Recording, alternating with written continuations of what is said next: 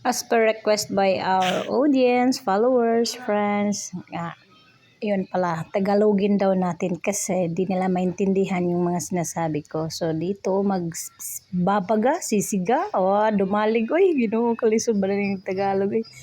Kanya, I use cartoon, hahaha, cartoon talaga. So cartoon ang ginamit ko yung cartoon na pangbaga, pangsiga, dumalig, unsa ba na, oy, kalisoda, mga salitang ugat, oy, ginoo. Kunya, as it goes by, mubaga gina siya. So, prepare naman ang atong tulingan. Prepare na po yung tulingan natin. Mayroon na yung asin. Pagsalang na lang. So, ang akin is, iba kakaiba yung ko. Hindi pala kakaiba. Usually, ginagamit naman to ng karamihan. Karamihan sa atin. Gamit ko dito ay yung dahon ng saging.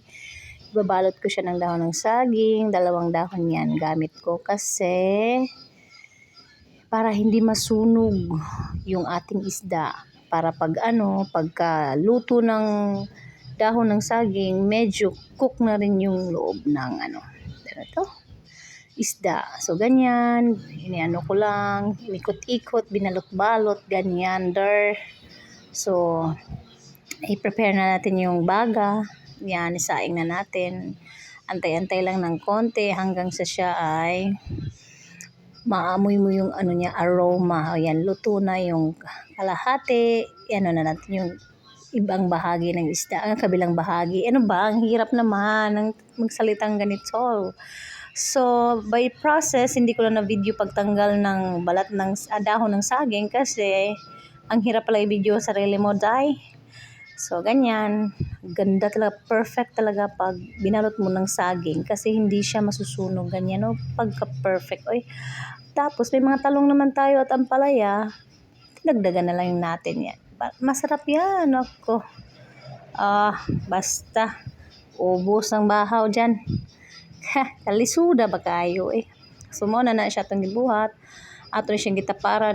Sayang kasi yung baga. So, ginamit natin.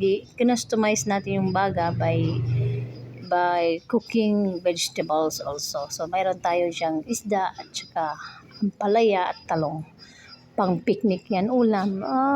Kasya na yan. Hindi nga namin naubos yan eh. A family of 5 or 6 din namin naubos. Talaga, hindi namin yan naubos. So, sa mga budget na mga gustong mag-outing, yan yung gawin nyo. Hindi kayo masisira sa budget. So, here we go at seaside of Naval. So, anong tawag nito kanin? Tipid tips sa aming outing.